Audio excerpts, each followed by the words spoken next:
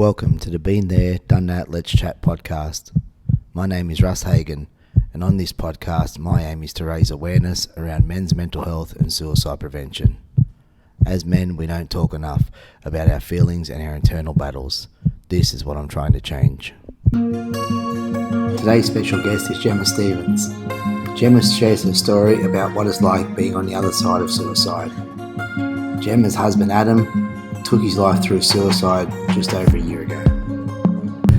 Hey Gemma, how you going? Good, Russ. How are you? Yeah, good, thanks. Thanks so much for coming in. My pleasure. I've been excited about this one because, as you know, men's mental health and suicide prevention is what I'm about, and I've only had fellas on telling their story, their struggles they've had, but then, you reached out and contacted me and want to tell it from the other side. Yeah, I think I was quite surprised when Adam was alive and he was kind of really in the depths of his depression. I went online and kind of, reached out to a couple of different organisations and was just really trying to get, resources for myself as like that kind of primary caretaker support person role. And whilst there was a lot of great stuff out there, it was stuff that I was already doing.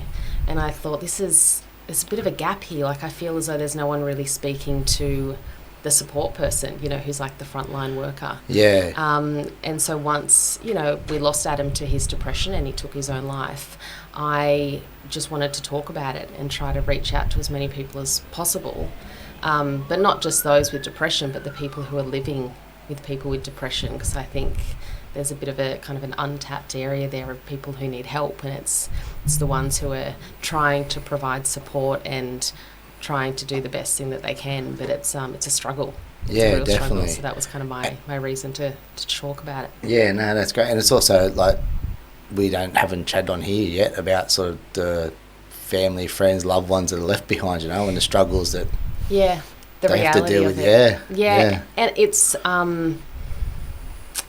it's surreal. I mean, it's one of those things that you never think you're going to go through. Yep. You never think that you're going to be a widow at the age of 35, and the ramifications and kind of it's like the concentric circle effect of everything that continues to happen afterwards is just horrendous, really. From kind of all the logistics and the administration, and of course the complete anguish that you have to go through when someone takes their own life. But I think when you're in those depths of depression and despair, you obviously can't think rationally, and you don't realise what it's actually going to be like for the people that are left behind. Well, yeah, that's it, yeah. Yeah. So when Adam, so he struggled with depression? Yeah, anxiety? So Adam, he was very vocal about his depression. So we got together when I was quite young. I was 19 and he was 33. He was the kind of bad boy head chef of Somersault at a local restaurant. Okay. Rode motorbikes, so he was kind of the tough guy that I was chasing, but very vocal about having had depression when he was younger. And he didn't really have any kind of signs of depression when we first started dating, but it was something that he spoke about and was really open about it having been something in the past. Okay. So that was great for me, because I knew that going into this relationship that was something to be aware of.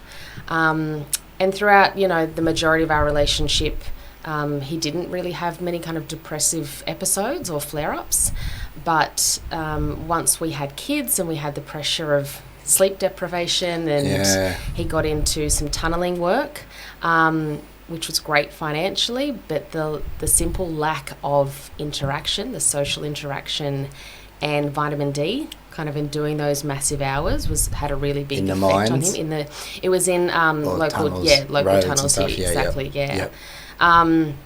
So I think because we'd spoken about his depression so openly throughout our relationship, I knew that we could both recognise when he was doing that tunnelling work, it was just not good for him. It was really taking its toll, and we made the decision to, do away with that salary, which was amazing at that time with a new, 10-month-old baby, but it wasn't worth kind of the toll that it was taking on his health. But I think the reality was that kind of kick-started a bit of a decline. That was about 5 years ago, but it really just had quite an impact on his mental health, and then it became much more kind of acute and things that we had to manage from that point onwards. Okay. Yeah, so, you know, the fact that we kind of spoke so openly about it early on in our relationship meant that I was always kind of aware of it and we could tackle it together. Yep. Yeah. So that's a lot different, because a lot of the time people don't speak about it. Yeah. But Adam did, hey? So he had depression as a younger fella he talked about? He did, yeah. And then he thought he was fine, or he still had a little bit, or? He was such an intelligent guy. He knew that it wasn't something that was ever fixed. Going to disappear. Yeah, he knew that, you know, it was a chemical imbalance in his brain, so it was something that was always going to kind of be there, and he could monitor it and manage it, you know, as best as he could. He, you know, would go for a dirt bike ride or go for a surf or catch up with mates, kind of do all of these social things if he started to feel that he was, you know, becoming depressed and getting into that slump.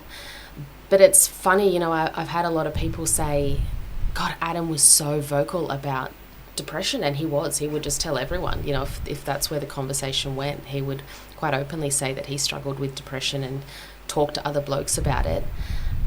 But it goes to show that even if you are that vocal and, you know, you don't kind of keep it hidden, it's still a battle. It's still something that you've kind of got to keep working at. And then when got into mines, then he quit the mines because that was causing it triggering bit. And then what, did he seek help or anything? Was he seeking help? Yeah, I think it was around that time. How were you guys doing? Yeah, so once he left the tunnelling work, I actually then went back to work. So I think that kind of the 6 months after the tunnelling was probably the happiest I've ever seen him, because he was a stay-at-home dad. Yep. And so he just thrived in that environment. He was the best dad ever. And so, you know, we kind of had a really great period of respite after that. And then I fell pregnant with our second daughter.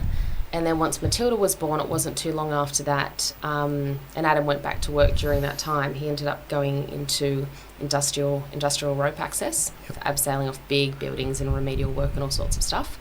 But then COVID hit. And so then the company that he was working for retrenched the whole rope access division, and it just... I think that was really challenging for him, because I was still able to work, because working in business events, my industry exploded. We went into kind of the virtual conferencing, and that was just huge. So I was getting a lot of work through there. But the reality is that, you know, as evolved and mature as Adam was, I think there was that primal thing of wanting to provide for the family, and having been retrenched in that period during COVID. Which most blokes probably have that feeling as well. Yeah, and he in no way, you know, was thinking my wife needs to stay at home and look after the kids. If anything, he encouraged me in my career more than anyone. He was so supportive of what I did, and was really, you know, kind of always pushing for me to reach further. But I think there still was that primal thing of him wanting to provide. Yeah. So that was a really tricky period for us, and it was the first time that I saw him develop some pretty intense anxiety. Yep. So I'd had a lot of experience through him with depression and sort of what that looked like in a relationship.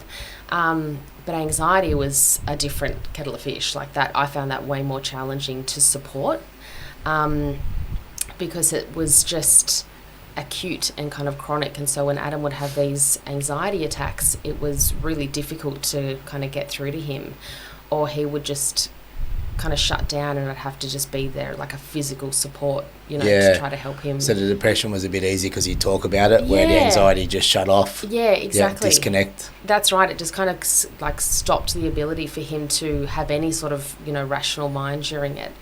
And it was physical. You know, it was the first time that I would see Adam physically be affected, you know, by his mental health, whereas depression, because he was so strong, he could just recognise that he was feeling depressed and kind of do what he needed to do, but it was as though the anxiety just physically shut his body down, and it would affect his breathing, and he would get sweaty and clammy, and and that was new for the both of us. So, and what caused that anxiety? Like social, or just? I think it was a combination of the retrenchment. He was taking a job that was a little bit more office-based, which was not his kettle of fish. Yep. You know, he was a chef for 20 years, and then he went into the trade. So I think anything that was relying on being on the computer and writing emails and kind of doing anything on a tablet was just kind of bamboozling for him. And he was a great teacher in all of his trades as well. So to kind of be at the point of his life where he was almost back to square one, having to learn the ropes of something was, I think, a challenge. Played a bit. Yeah, but we also had, 2 young kids and financial pressures, and it was just kind of all compounded. So it was just, some days he'd be really anxious, other days not, it just come on and off. There's nothing that really triggered it? It was even more acute than that, where he was struggling, so he was kind of in a prolonged depressive slump, but then when the anxiety would come in, he would call me and say, I can't cope. Like, I need you to kind of talk me through the next 10 minutes just to get my breathing back under control. And so then we'd say, okay, what is it that's making you feel this way? Is it because you've got a whole lot of emails that have just landed and you're not quite sure what to do? Or is it that, we just try to pinpoint kind of what it was to then help bring some logic thought back into. Because that's what anxiety is. It's just thoughts, isn't it? It's not the truth. It's not anything. It might not even happen, but it's just what you think is going to happen. Yeah, exactly. It's that fear. And, I should preface all of this by saying I am not a professional. Yeah, no, me either. I'm not a professional in any sense, but I can only talk from my kind of personal experience. Yeah. And it's a really ironic thing for me to talk about this, because I sometimes feel a bit fraudulent where I give people advice and talk to them about how I've helped Adam, but at the end of it, the disease beat the both of us. He ended up taking his own life. But the advice you give is what you give, and that's your experience. Exactly. Free to tell that, and it helped. I think that the way that it makes me feel better, kind of reflecting on it, is that I probably got a lot more years out of Adam than what I could have. I think the depression could have kind of taken him sooner. So that's how I rationalise it. That's kind of what brings me that comfort. But, when that anxiety came in a few years ago during COVID, that's when we both went, this is a little bit more serious now. The normal tools of going for the dirt bike ride or going for a surf or a walk, jumping in the car and going for a road trip and having, lunch at a pub somewhere, they're not working anymore. This is becoming a little bit more difficult. Need to step up a bit. Yeah, and we, reached out to resources. He spoke to a GP, got a mental health plan. Yep.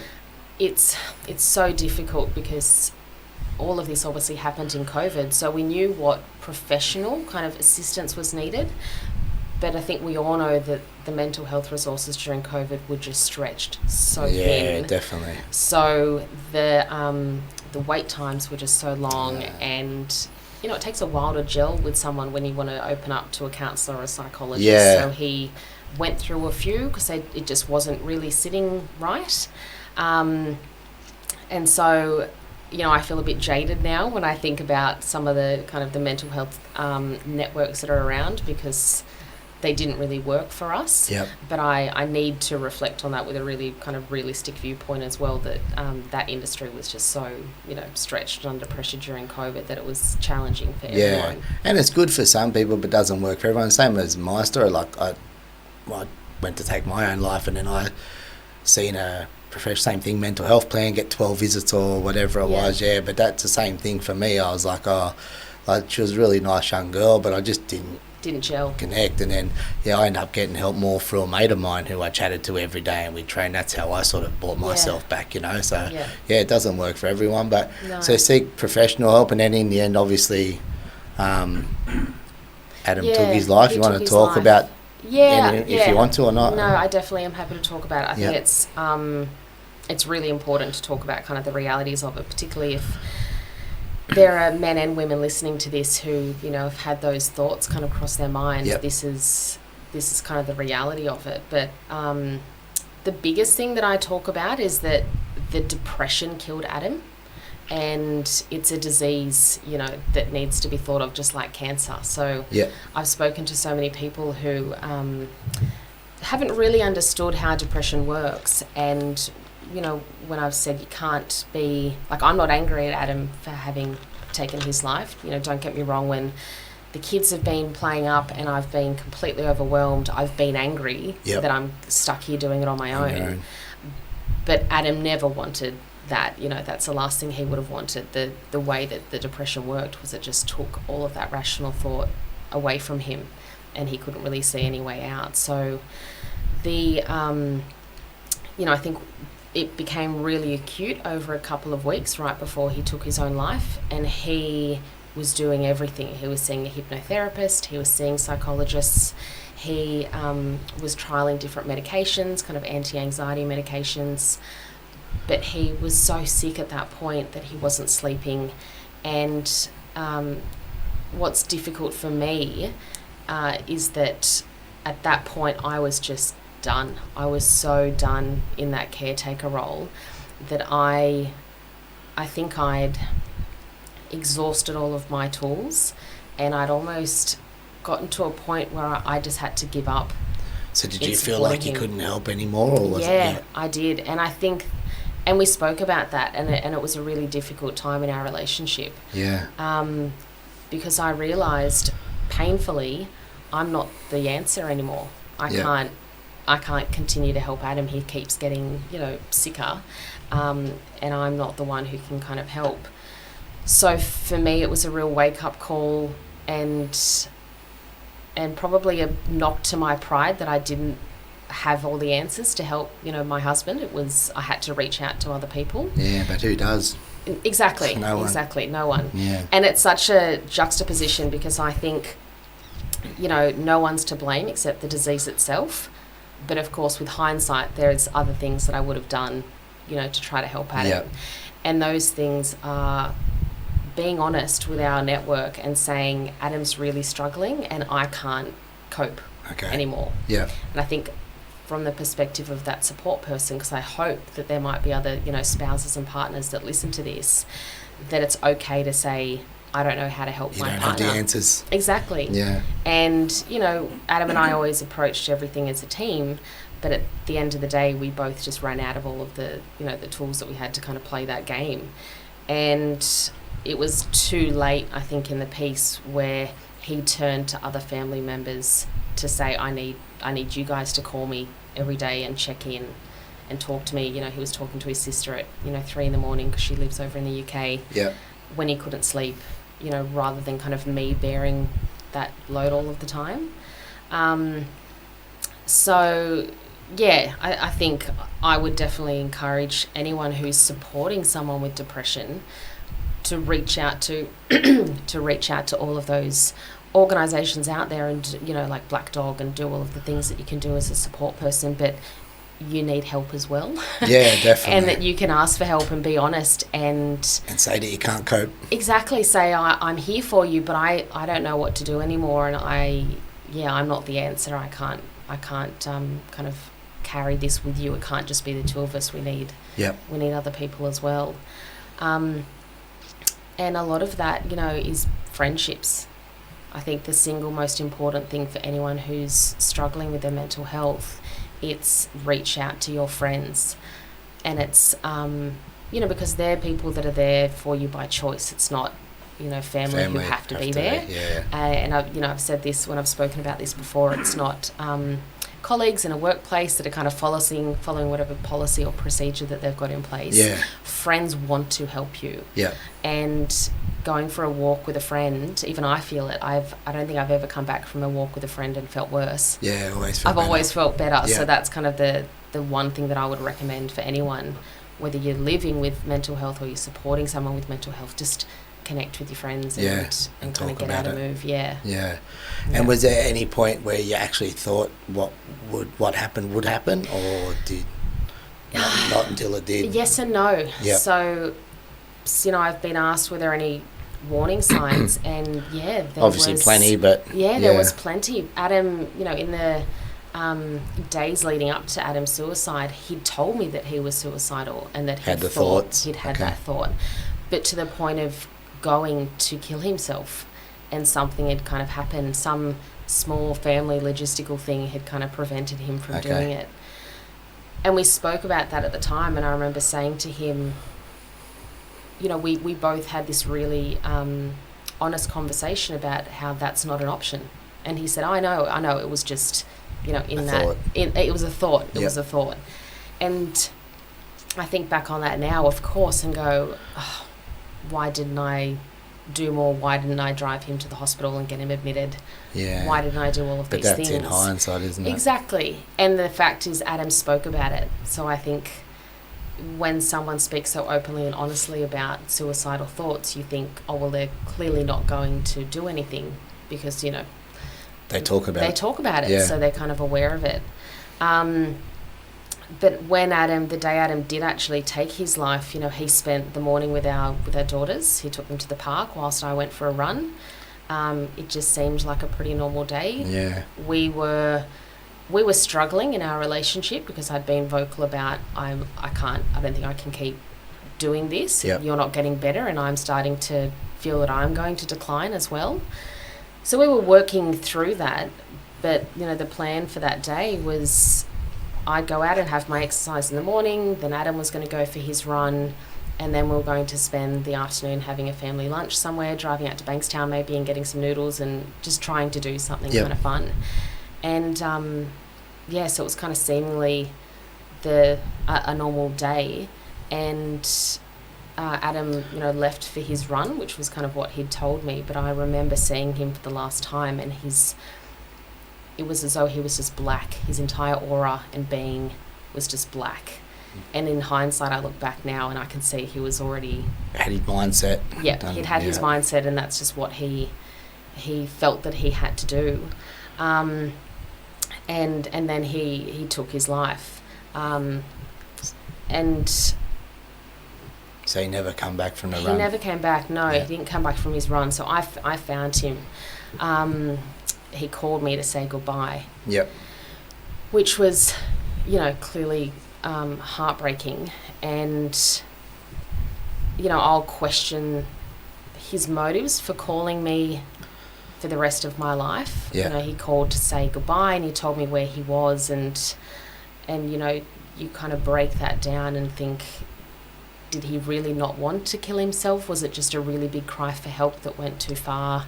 But the circumstances of his death, I know that wasn't the case. It was he was just in so much pain he couldn't see any way out.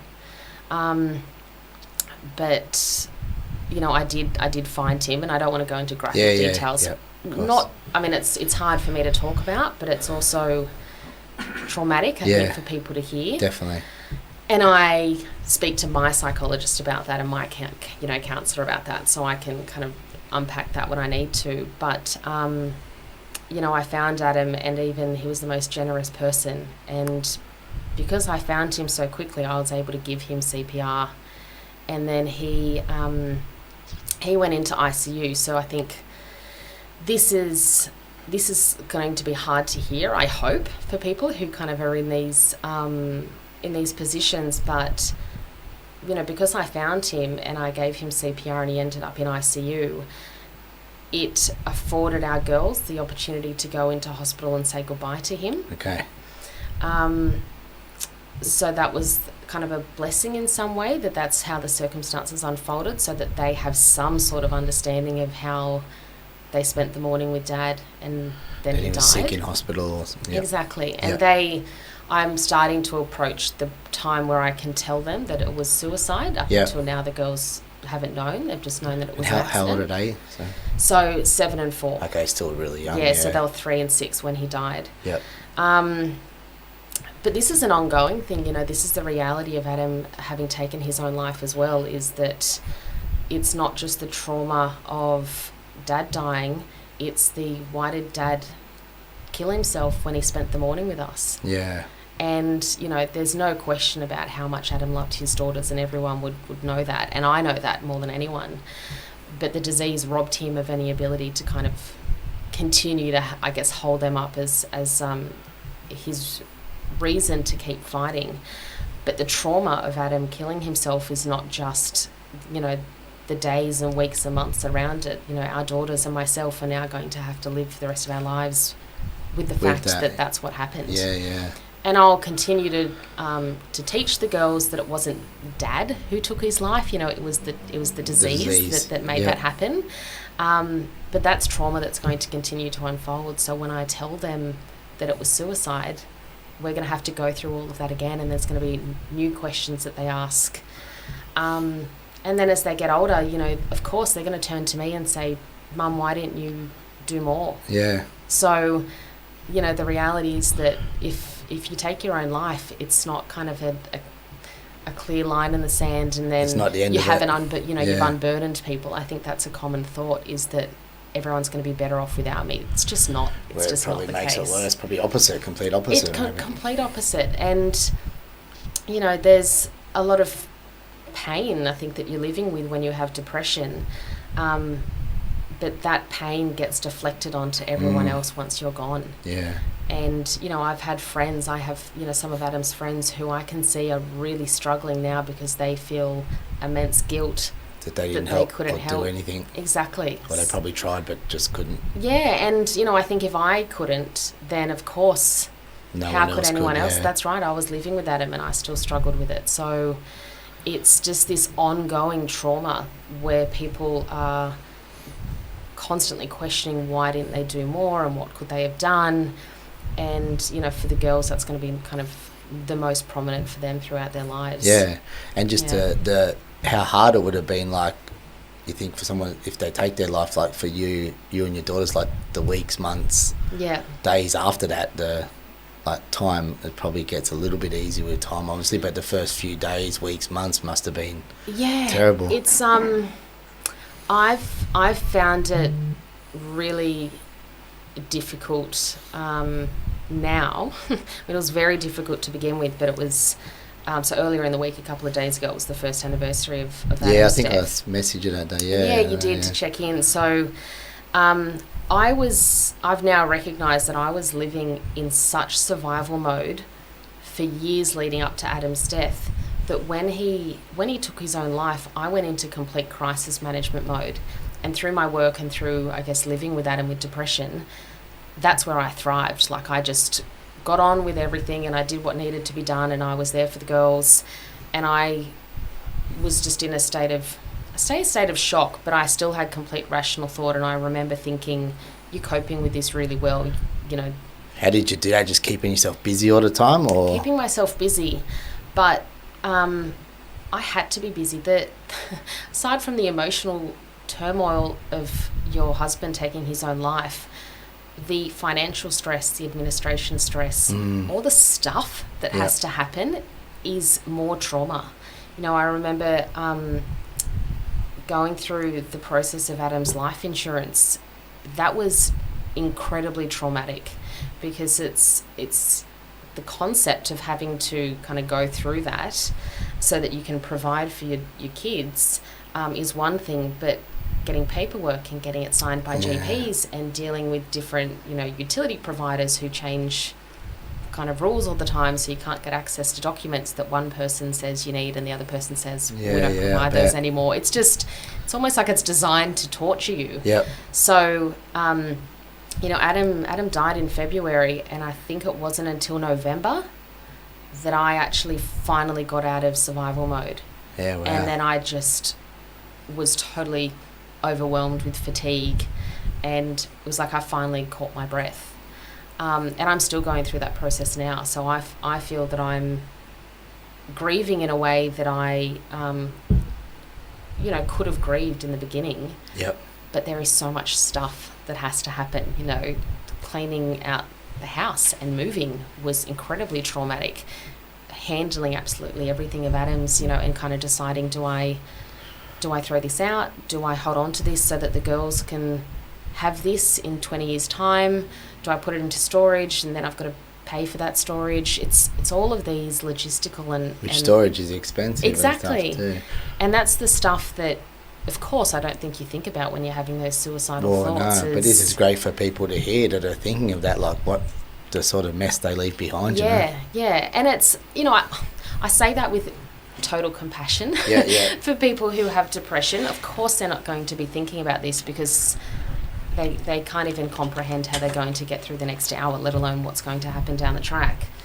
But there is so much stuff that has to be dealt with, and the trauma and the grief and the loss and the pain is at the foreground. But then once that grief starts to recede a little bit, kind of everything else that's left is just this constant, you know, barrage of daily stuff that you think, surely I don't have to deal with this as a widow, but you do, and that never really stops. Never stops, yeah. You know, taking off contact information from daycare, having to do those little things, logging into the portal and removing Adam's name and his phone number. Little things, all those little things that just keep happening again and again. Yeah. So it's just never better.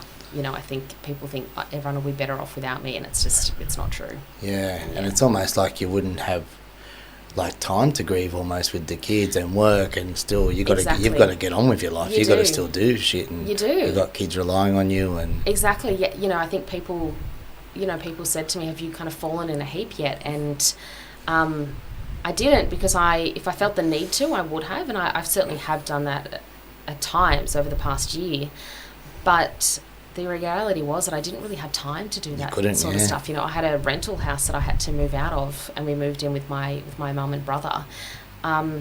So I had stuff to do. Like, I had to pack things up, and I had to make decisions and make plans and arrangements. So I didn't really have that time to grieve. And I feel like it's almost taken me a full year to actually kind of let all of that sink and process that, and I put the girls' kind of emotions and well-being as number one priority, as I will continue to do. But it's only now that I can see that they're okay that I'm probably turning the light back on myself a little bit and kind of realising. So how are you travelling now? You're doing better? All right. Yeah, it's or just getting by still? It changes from day to day. Generally, you know, I'm okay. People ask me that, are you okay? And I think that's the most difficult question to answer. Yeah. And so now when I'm speaking to someone and I really want to check in with them, I try not to say, are you okay? Because I know when someone asks me that, I just go, oh, I can't be bothered to tell you all the different answers to that. So I'm just going to say, yes, I'm fine. But, you know, I'm doing what needs to be done, and I'm, you know, I'm kind of living, and I'm enjoying life with the girls as much as I can. But, you know, I have periods where I just am in tears. Or I listen to a song, or, you know, remind you. Yeah, exactly. Something reminds me, but that's just kind of living with grief. But the more I talk about it, kind of that definitely helps me. And like I said, I sought my own professional help once Adam died. You know, I reached out to a psychologist, and now I'm seeing a grief counsellor. Yeah. And it's good to chat about it. I think with my own story, like I'm just saying, like the more I seem to talk about it, when I first talked about it, I'd be in a mess, you know. But I don't know, the more I seem to talk about it, the less bad it seems, if you know what I mean. I don't know.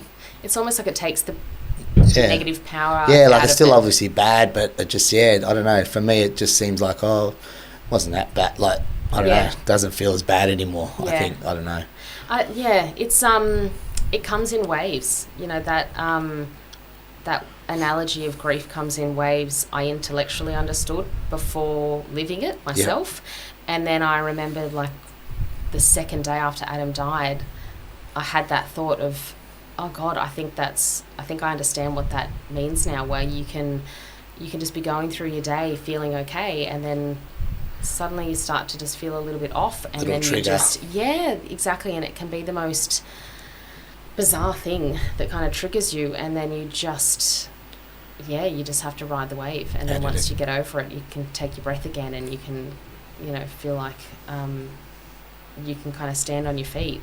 And sometimes there's a long period between the waves. Yep. Earlier this week, you know, when it was the anniversary of Adam's death, and then I started having flashbacks, and I was looking at my watch, thinking, well, that's the time he called, and that's the time I found him, and then we were in ICU, and all of those things start to come up, and so there was lots of kind Would of have been a rough ways. day, huh? It was a really rough day.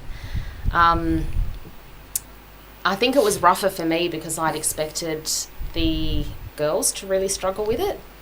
And how are they going there? They're the most resilient little kids. Kids are resilient, I know. And I was really conscious of keeping them across everything as much as I could, and as much as what was age appropriate. Yep. So like I said, I'm about to kind of embark on the process of telling them that Dad's death was a suicide, which has its own, you know, kind of trauma and ramifications. But I believe that the truth is the best for them. Yep. And when Adam was still alive, you know, if he was in a really bad state, we didn't hide it from the girls, that's why that Dad's head was sick and that he was feeling a bit sad, and kind of would talk to them in an age-appropriate way, just like you would if someone had cancer in a kid's life. I don't think you'd hide that from them. Yeah. So we, you know, kind of tackled that the same way. But they, you know, as I mentioned, they got to come to the hospital to say goodbye to Adam. And I made sure that they were the first people who did that at the hospital. So before friends and family came to the ICU unit to say goodbye, I wanted the girls to have the first opportunity so that they didn't feel that they were cut out of any of that process. Yeah. Which is a thought I think they'll have obviously when they're older. At that age, they wouldn't have understood kind of what that meant, but I wanted them to know as they age that they had more opportunity than anyone else to interact with Dad as he was dying. But, you know, Adam then died the following day after he took his life. And then, so that kind of prolonged his death over a couple of days. And the girls knew about that. They knew that Dad was in hospital, but his body was still alive, but he was going to die. So because I was so open with them kind of from the beginning, over the year they've grieved and they'll continue to grieve, and we have tantrums and meltdowns and everything that you would expect. But earlier this week, I'd expected it to be so traumatic for them that I think I'd put all of my energy and focus into the girls. And on the Tuesday, the day that Adam kind of officially passed, I said to the girls, you know, let's go out for breakfast. Let's go down to the beach. We'll have breakfast down there. And then it's back to school, back to preschool, kind of back into routine. And they were happy as. They were like, okay, we'll do this. And, you know, asked about, you know, Dad being out in the ocean. One of them thinks that Dad's, you know, a dolphin swimming around kind of in the ocean. That's where we put his ashes, and we talk very openly about it. And then they were happy and just went back to school.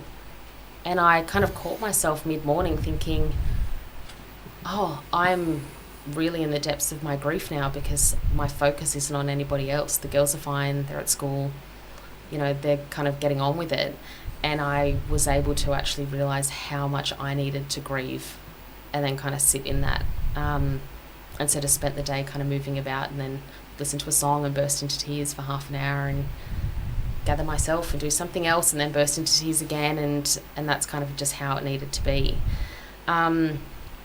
So the girls, you know, what I've learnt over the past year is that the girls are on different kind of wavelengths to me. Yeah.